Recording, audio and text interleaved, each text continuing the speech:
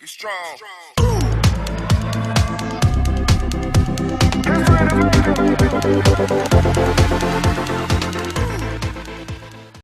Every September in Australia, we recognise the importance of mental health and checking in on our family and friends and making sure that those that are doing it tough have someone to listen to them and hopefully can project what's going on in their mind to somebody who really cares. And it's an important initiative, Damo, that is the Are You OK Day. Yep, it's a very important initiative that has been introduced. It's been around for a fair while now, and I think it's probably more important than ever given the pandemic and the lockdowns and so much uncertainty in the world. So there's probably been a lot more of it happening just on a day-to-day basis with everyone checking in and seeing how everyone is. Obviously, it's not normal circumstances at the moment. You can't just go and catch up with someone. We're more reliant on, a text message or a phone call or a Zoom. So I think this year and last year's are probably more important than ever, aren't they?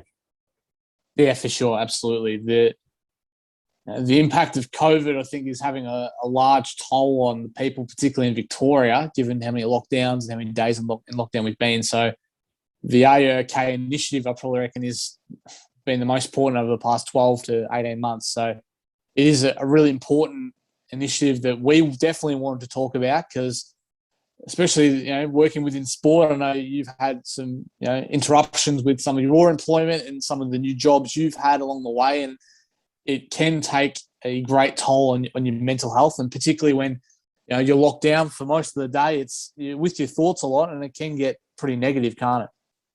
Yeah, 100%. I guess we're pretty fortunate that we've still been working primarily throughout this entire situation. Yeah. Obviously, we do work in sports, so we have been impacted, as you said, like losing work or not being able to go to work because of the lockdowns and stuff like that. So we're probably pretty fortunate. We've got a good support network and we're sort of across all of this sort of stuff, and I've spoken about it before with what our sort of issues that we've had with that in the past.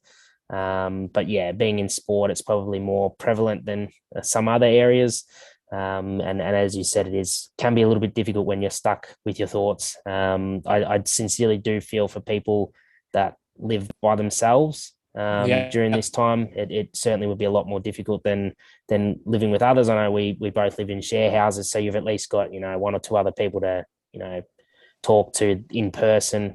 My housemate said the other day it was nice. He went into the office to actually speak to someone else in person, other than the two people he lives with. So it's little things like that you take for granted, and an initiative like this is a really good opportunity for people to make sure and check in on perhaps those people they haven't checked in on for a while. 100%, mate. Couldn't agree with anything more that you just said.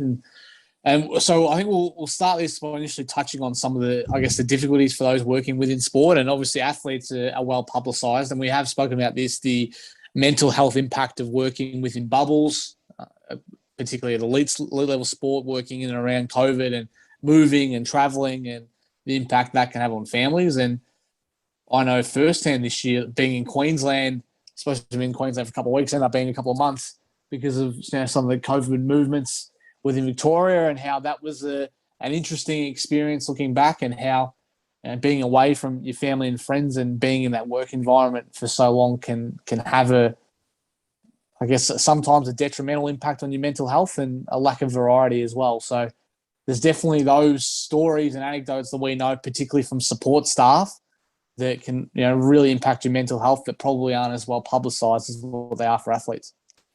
Yeah, I think on a more global scale as well, like having worked in sport, we all sort of have some sort of interaction with community level sport. And for a lot of people, that is an outlet for them. It's a way to get away from the struggles of everyday life. And sort of 2020, the entire community sports season was cancelled before it even started. And then 2021, we sort of seen a stop-start style of the footy and soccer and the winter code season, and recently all of those have been cancelled. So I guess the impact on the everyday athlete and person that interacts in that as well is going to have a significant impact, because their outlet or their source of social interaction or like you said, instead of that monotonous lifestyle that you can sort of get when you're stuck in these bubbles or lockdowns, sort of taken away from them. So I guess on a global scale of sport in Australia, it has had a severe impact, and it's a good opportunity for you to reach out on Are You OK Day to, your teammates, your coaches, your family, your friends, and see if they're all doing okay.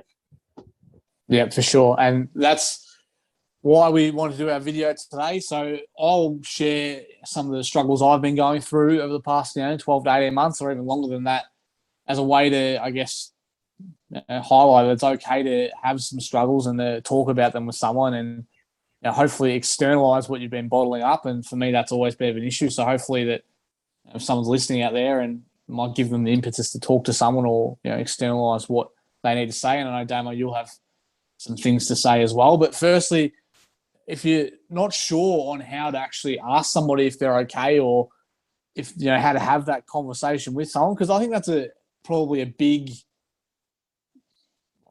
or a detrimental impact of not knowing how to ask somebody if they're okay. And the Are You OK organization have really, really good blueprints and templates surrounding starting these conversations. So they're posted all over their Twitter, and we'll post links in the bio and descriptions below. But the easiest part, or I guess the simplest part, is that ring someone, pick up the phone, and ask them if they're okay, and then you can branch out from there and really start to delve into what's going on. Yeah, it's simple. My mum actually sent me a text message the other day asking if I was okay, and I kind of was a bit blindsided by it. Like, it can sort of be like, but there's nothing wrong with me. Why are you asking that question? But I think it's that resistance to maybe talk about it, because we tend to bottle up those types of emotions, don't want to share them with people. So if someone does send you an "Are you okay" message, don't sort of laugh it off. Give them a legitimate answer, and if you are actually struggling, then be sure to sort of respond back and let them know, your family and your friends and people around you are the ones that are going to support you the most. So if you can't articulate it to them, then you're in a bit of trouble. So they're always going to be around you and support you. So it's always okay to actually give them an honest and truthful answer, rather than bottling that information up with yourself and struggling with it. Yep, couldn't agree more, mate. And I think that's what you realise is when you actually, it's not a sign of weakness either to speak about what's going on. I think a lot of guys, in particular, a lot of blokes, feel like you can't really, talk about some of this stuff, and there is a bit of a stigma associated with that, which isn't really what we want. And I think hopefully if we can talk about some of this stuff today, that it'll allow somebody else out there to, maybe share what's going on with them, and hopefully relieve some of that pressure inside your head. Because as I think we both know anecdotally, when you talk about these things, it feels like the weight is a bit lighter, and it potentially can be lifted off your shoulders. So we'll see how we go today. I might kick it off though, and you can give me a bit of feedback along the way. But the thing I wanted to talk about, and I guess it's relevant to the industry we work in, is probably the idea of the pressure on yourself and your place on yourself. And me in particular, over the past sort of 12 to 18 months, I've probably suffered a bit from my own pressure on myself, I guess you could call that, Damo. So having goals of where I want to be and what I want to do in life, and I want to achieve some big things, and I want to really have a crack at some aspects of my life and hopefully achieve some sort of success. But with that success, I think that I've probably put too many timelines on it and timeframes, and I feel like that's created a lot of unnecessary pressure upon myself, and it's probably sapped any enjoyment out of working towards those goals like I usually would. Like I feel like that if I don't have that same amount of progress, I get a bit exasperated and a bit disheartened, and it just creates a bit of a negative cycle, and it probably takes away from like living within the present, which I feel like has been a big thing for me like lately, is not living for tomorrow or living it for 2 years, but to live for today. And so it's been a bit of a struggle, and I spoke about that with Sam Dunn on his Find the Gap podcast, which I'll encourage you to go check out as well. He talks a lot about mental health and sports science and strength and conditioning practitioners, so you can go check that one out. But that's a bit of a brief, I guess, introduction, Damo, as to some of the stuff I've been going through. Yeah, I guess we've spoken about it on air and off air as well, and have a good idea of what's going on in each other's lives. Yeah. Obviously having a fair bit to do with each other, working here at Triax. But I guess in your situation, do you think the whole COVID situation has maybe allowed you to reassess and probably be a little less critical with like the unrealistic timelines, I guess, with COVID stopping things? It's obviously Mm. going to slow down the progression of your career. Was that sort of taken into consideration, or how'd you go about thinking about Oh yeah, that? I think so. I think, mate, but I think it also gave me time to probably assess what I want to do as well. Like maybe, hopefully, give a bit more clarity on the direction that I want to take, and make sure that the goals that I have and set out are the ones I really want to chase. So I think from that aspect, it's been a good pause. But I still think that pressure is still there to work towards something. Like every day, I need to, be productive, or I can't allow myself to try and be lazy or have lazy days or something like that, because I just want to enjoy it, and the man sitting on your shoulder tells you need to get on with it. So in some aspects, COVID's been good to reassess what the goals are, but there's still been that want to not be productive, I guess, if that makes sense. Mm. What sort of strategies? So you've had a bit of time to think about it, but like, what Yeah. strategies have you sort of? I know this is something that you're pretty big on, and have done a few discussions about it within the triax space. But sort of, how did you go about finding strategies or techniques to sort of alleviate that pressure off yourself? Mm. So I'm a big advocate for journaling. So I've done this for about 12 months now, writing daily accounts, weekly accounts, or whatever, of your thoughts, things that have happened in your life, highlights, milestones, or whatever. It could be anything, and writing them down in your own version of journal. It doesn't have to be every day, but every few days, writing stuff down. I feel like that's been good to externalize and take things out of the head and put them onto paper, which I feel like has been really good and therapeutic. And then obviously I'm a big advocate for doing some meditation as well, whether that's 10 to 15 minutes a day in the morning or wherever it might be, just to really try and reset, and using those tools as a way to, I guess, keep myself in the present. Because I feel like when you get too attached to what's going to happen, next week or next year or whatever, that's when you can start to create those pressures, and that's when it really starts to get a bit negative, I reckon. Yeah. Do you have anyone that's sort of a sounding board for these ideas, or is it more something that you keep personalized and to yourself?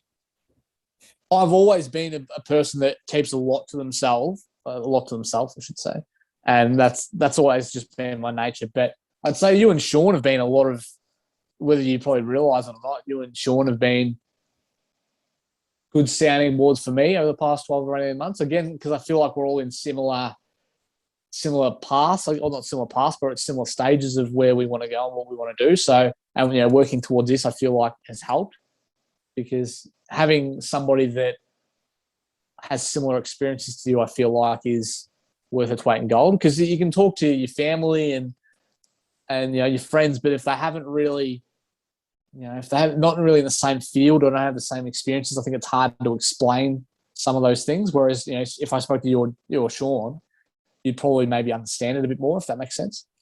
Yeah, I think I find it similar, like with family, partner, and all that sort of stuff. Not everyone really understands the complexities of like what we do for work. A lot of people just think Yep. you're a PT, or Yeah. or you analyze data or something like that. But they like, Yeah. I guess it's probably only really people in the industry that understand like the pressures of employment and the difficulty of finding Yep. that. And we're not the only people in that boat at the moment with like having No, for lost sure. work during COVID. But I guess the difficulty of finding that stable, balanced work, which kind of doesn't really exist. And then you have the pressures of, like, I know my parents have been very supportive, but sort of still sort of question, okay, like, you're 25 now, you probably should be like looking towards some sort of like stable job where you sort of go to the same place every day, rather than having 5 or 6 different roles. So as I said, like you said, it's probably a good thing that you've got people around you that work in the same Yeah. industry. I know I speak to you guys a fair bit about it as well, but then I've got a few other people that I've worked with in the industry that I'll talk to about those specific things, because they just understand it a little bit better, don't they? Yeah, for sure. And that's what it is. And like what you said is interesting there about your parents or whatever. Like, you get to 25, 26 and you just want to start looking for like more stable employment or stable full-time employment, whatever it might be. But so I never really had that, I reckon, for my mum. My mum was always 100%, I trust you, you do whatever you want to do. But then, like, I feel like I've then created more pressure on myself, like, from that, I guess, that, because it's up to me and I need to make things happen, which is, how it should be. But I sometimes feel like that I've created more internal pressure than probably what I should have, I guess. And which has been, but it's good that I don't have any of those external pressures. But I guess it's interesting how those two pressures both affect us in similar ways.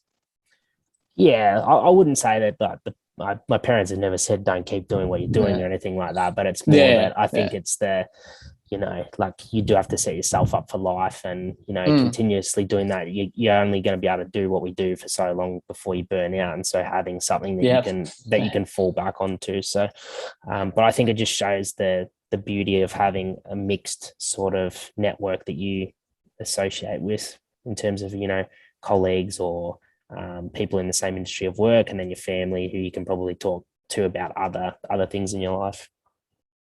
100%. And I guess if there's one message we get out of today, it's just talking, articulating, and really externalizing whatever's on your mind. Because even just having this conversation now, you feel like it's good, it's out in the open, and you can sort of try and then refresh and reset from wherever you need to go. So that's probably one of the benefits of just me and you having this conversation right now.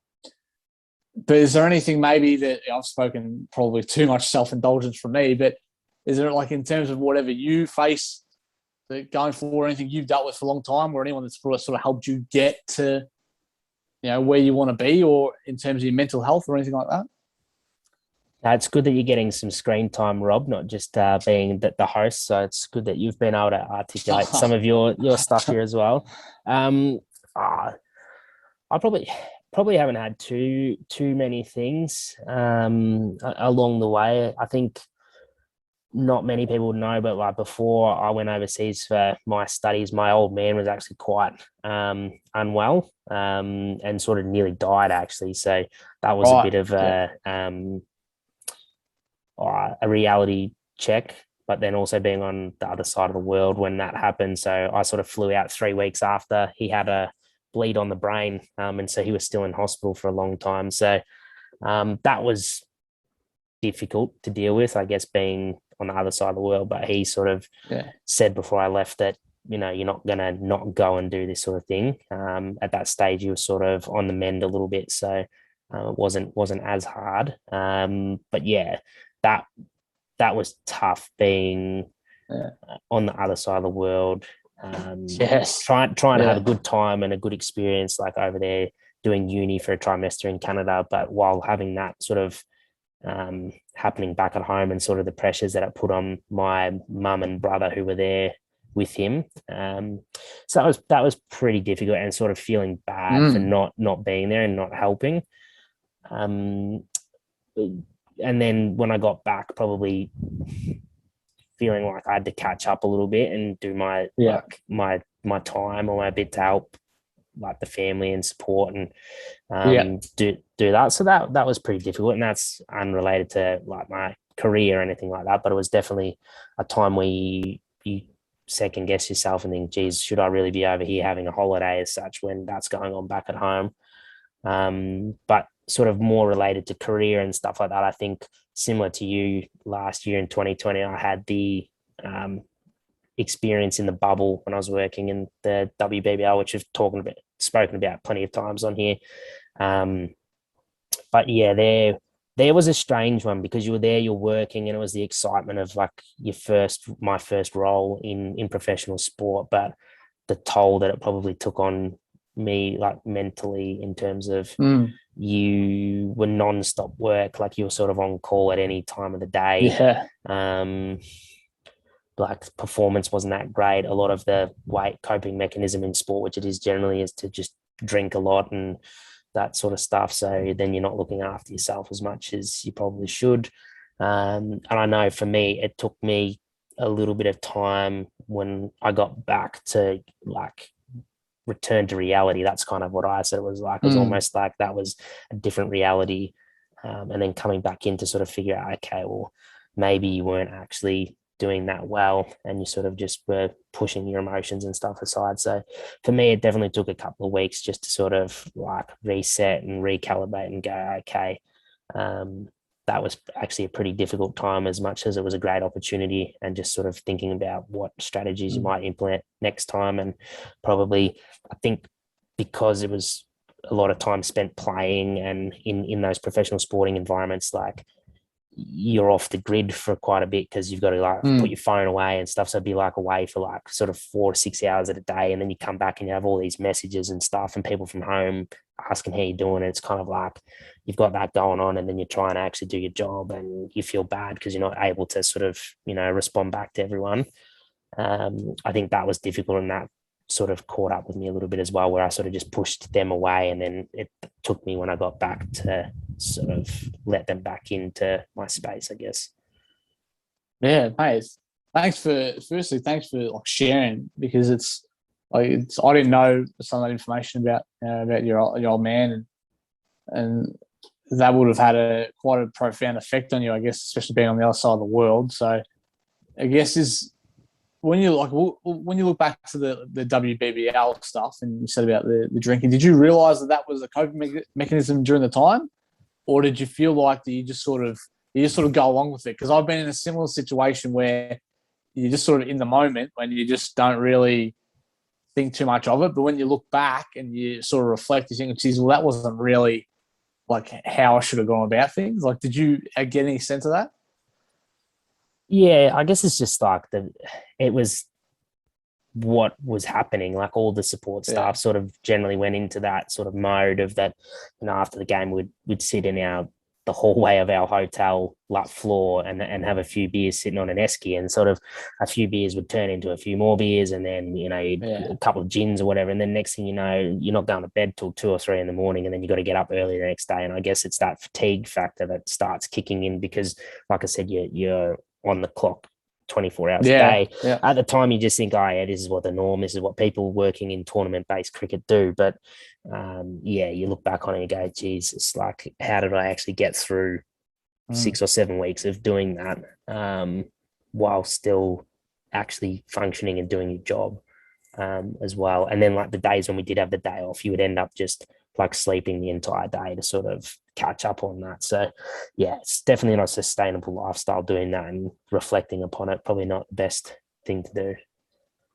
No, which is fair enough, but that's, I guess, the hindsight of reflection, isn't it? Or one of the benefits of reflecting upon your previous experience. So was there any sort of outlets for you that you could sort of go to through, like, from that, like whether it's your mates or whoever it might be, when you, like, especially when you're away like that for a while? Is there anyone you sort of went to get that sort of release or that feeling of home, I guess?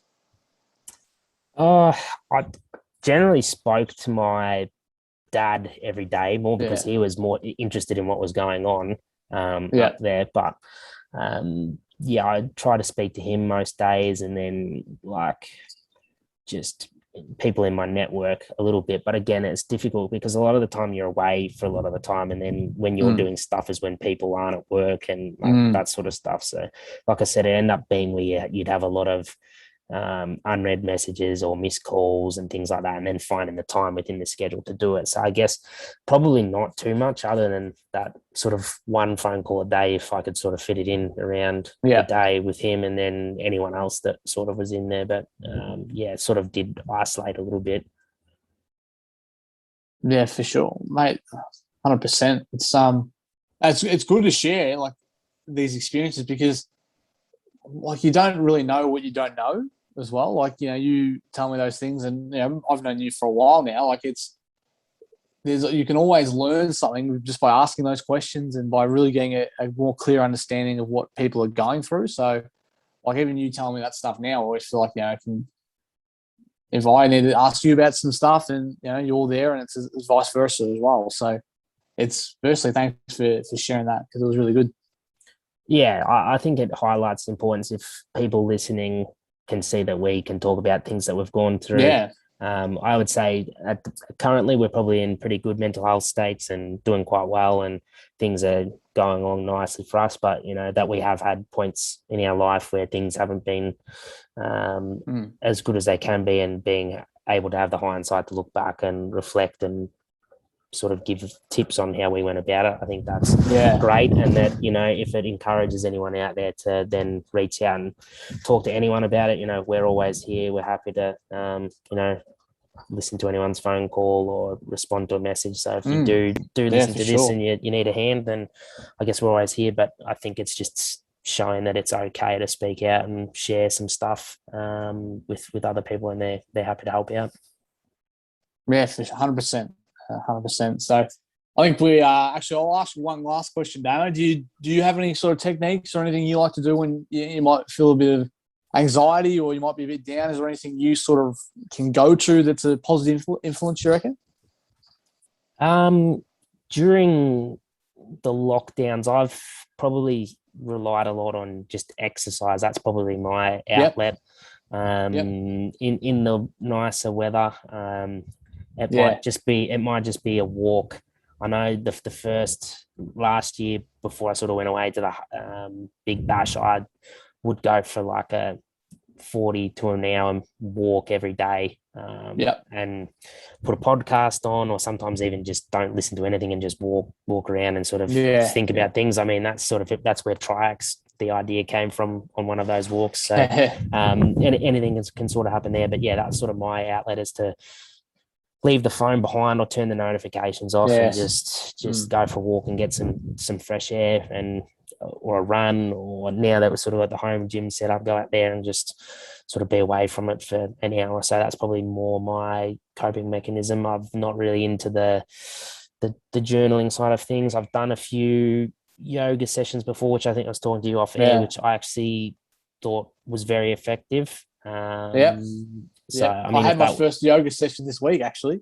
Yeah, so I mean, you just got to find what works for you. Some people, it might be talking or writing things down. For other people, it might be just clearing the air. So I mean, there's so many different strategies out there. You've kind of got to try them out for yourself. But that's probably more my method. Yeah, 100%, mate. And that's the thing as well. Trying things that may work as well. Like I just mentioned, Damo. Like I did my first yoga session, a home yoga session off a YouTube thing this week, and I only did for half an hour, but it was amazing. I felt really good after it. It was a nice and different challenge. So I think anything you can do, like similar to that, and if you feel like you need to detach yourself from your phone, then you can do that as well. So there's plenty of different things you can try and different techniques along the way. But I reckon we might wrap it up there, Damo. But thanks a lot for your candor and your honesty and being willing to participate actively in this conversation. So thanks very much to you, mate. No, thank you, and good stuff from you as well, Rob. It's good to hear you voice your thoughts and what's been going on in your life, because as I said, you don't always get the limelight here in a lot of these discussions. You normally facilitate them, so it's good to hear from you as well.